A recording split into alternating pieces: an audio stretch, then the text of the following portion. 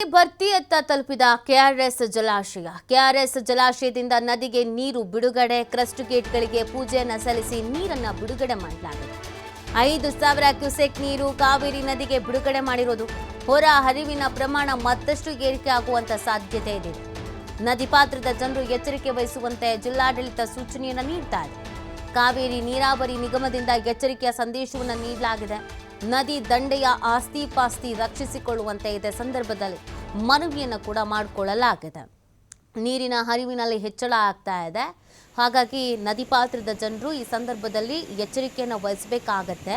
ಬಹಳ ಎಚ್ಚರಿಕೆಯಿಂದ ಇರಿ, ಆಸ್ತಿ ಪಾಸ್ತಿ ರಕ್ಷಿಸಿಕೊಳ್ಳಿ ಅನ್ನುವಂಥ ಮನವಿಯನ್ನು ಮಾಡಲಾಗಿದೆ.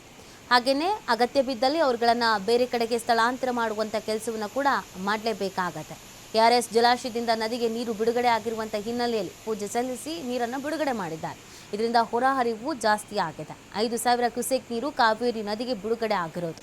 ನದಿ ಪಾತ್ರದ ಜನರಲ್ಲಿ ಈ ಮಳೆಗಾಲದ ಸಂದರ್ಭದಲ್ಲಿ ಒಂದು ಆತಂಕದ ವಾತಾವರಣ ಇರುತ್ತೆ. ವಿಪರೀತವಾದಂಥ ಮಳೆ ಆಯಿತು ಅಂತಂದರೆ ನಮಗೆ ಹಾನಿ ಆಗುತ್ತೆ ಅಂತ. ಹಾಗಾಗಿಯೇ ಈ ಸೂಚನೆಯನ್ನು ನೀಡಿದ್ದಾರೆ. ಎಚ್ಚರಿಕೆಯನ್ನು ವಹಿಸಿ, ನದಿಗೆಲ್ಲ ಹೋಗಬೇಡಿ, ನದಿ ಪಾತ್ರದಲ್ಲಿರುವಂಥ ಜನರು ಬೇರೆ ಕಡೆಗೆ ಸ್ಥಳಾಂತರ ಆಗೋದು ಸೂಕ್ತ. ನಿಮ್ಮ ಆಸ್ತಿ ಪಾಸ್ತಿ ಏನಾದರೂ ಇದ್ದರೆ ಅದನ್ನು ರಕ್ಷಿಸಿಕೊಳ್ಳುವಂಥ ನಿಟ್ಟಿನಲ್ಲಿ ಏನು ಮಾಡ್ಬೋದು ಮಾಡಿ ಅನ್ನುವಂಥ ಮನವಿಯನ್ನು ಮಾಡಿದ್ದಾರೆ.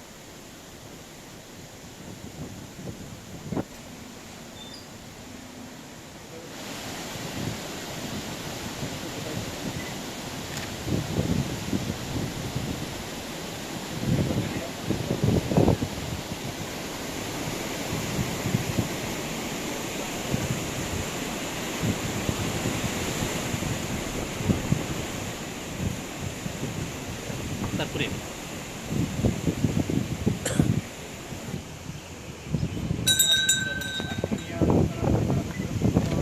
Orang sejarah.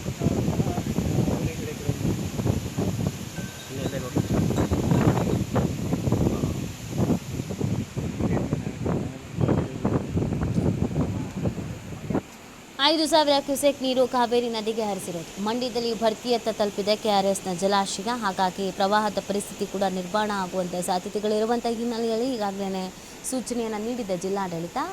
ಅಲರ್ಟ್ ಆಗಿರಿ ಅಂತ. ಮತ್ತು ಮುಂಜಾಗ್ರತವಾಗಿ ಮುನ್ನೆಚ್ಚರಿಕೆಯಾಗಿ ಏನೇನು ಕ್ರಮಗಳನ್ನು ಕೈಗೊಳ್ಳಬಹುದು ಆ ಕ್ರಮಗಳನ್ನು ಕೂಡ ಕೈಗೊಳ್ಳಲಾಗಿದೆ. ಸೊ ಇಂಥದ್ದೇ ಸಮಸ್ಯೆ ಇದ್ರೂ ಕೂಡ ತಿಳಿಸುವಂತೆ ಸೂಚನೆಯನ್ನು ಕೂಡ ಇದೇ ಸಂದರ್ಭದಲ್ಲಿ ನೀಡಲಾಗಿದೆ. ನೋಡಿ, ನಮ್ಮ ರಾಜ್ಯ ಮಾತ್ರ ಅಲ್ಲ, ವಯನಾಡು ಈ ಭಾಗಗಳಲ್ಲೂ ಕೂಡ ಭಾರಿ ಮಳೆ ಆಗ್ತಿರುವಂಥ ಹಿನ್ನೆಲೆಯಲ್ಲಿ ನೀರಿನ ಹರಿವಿನಲ್ಲಿ ಹೆಚ್ಚಳ ಆಗ್ತಾ ಇರುವಂಥದ್ದು. ಆ ಕಾರಣಕ್ಕಾಗಿ ನೀರಿನ ಹೊರ ಹರಿವು ಮತ್ತು ಒಳ ಹರಿವು ಎರಡರಲ್ಲೂ ಏರಿಕೆ ಆಗ್ತಿರುವಂಥ ಹಿನ್ನೆಲೆಯಲ್ಲಿ ನೀರನ್ನು ಬಿಡಲಾಗಿದೆ.